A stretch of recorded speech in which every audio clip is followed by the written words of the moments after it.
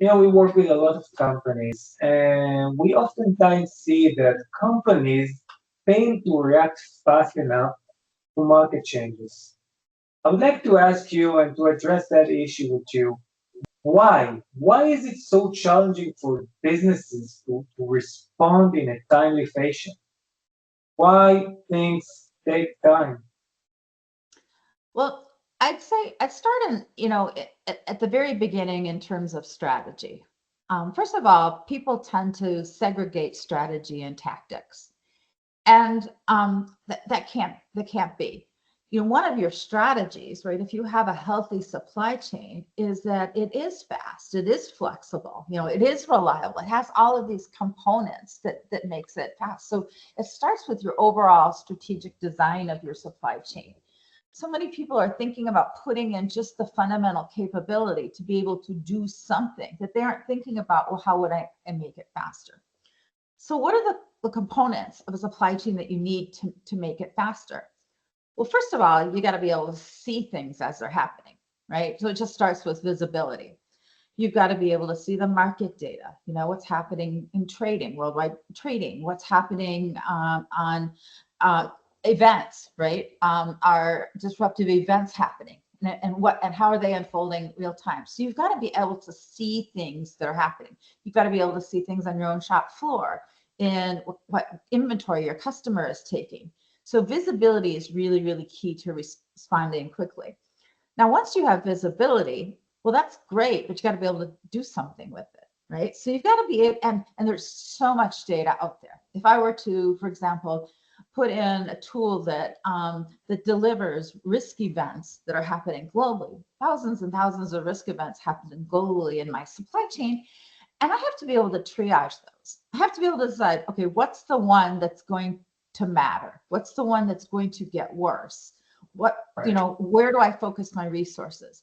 So that's where you come in with your, you've got predictive analytics, prescriptive analytics. That's when some of the AI machine learning first starts creeping into place, as it starts taking this massive amount of data that's coming in, real-time data, and it triages for you and it predicts this is the one that's going to be bad, this is what's going to happen, and allows you to act.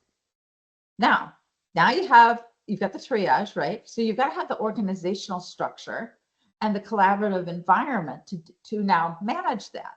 So let's say you have that and it comes into one person, but it takes a whole global team to work it. Well, you need the team globally, first of all, and they have to have a collaborative platform, right? To be able to work. So they can work at 24/7 around the clock. Everybody have one source of truth for the problem. There's not 1,500 emails, flying around. And so they're all working collaboratively in one space. The new data is coming in and refreshing. Everybody's on the same page. And then you've got to have the tools, right, to be able to actually act fast. So we started with, you get the data, you get the visibility, you triage it, right? You have a place to work on it together in live time. Well, now the actual activity. Well, if your actions, let's say you need to go out into the market and spot buy something, but it takes you a week to get the approvals, right?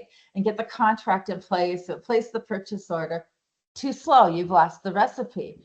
So this is where automated workflow comes in place. You need to take those core processes that you're going to need to be able to respond quickly, and you've got to automate them, right? And that can be AI enhanced, but it is that automated workflow process that you need to be able to execute.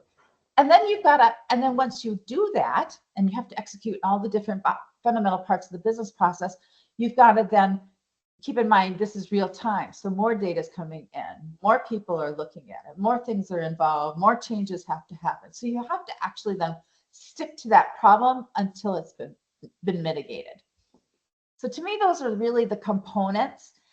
Um, I have oftentimes a lot of supply chain directors say, well, to me, well, if I don't have all of those pieces, what's the point in putting anyone in? Well, I think of it as like building blocks, right? If I have my back end of the process is really, really messy, but I can detect problems and predict that they're going to be impactful quickly. Well, then, and that at least shortens that time frame. I'm starting sooner, right?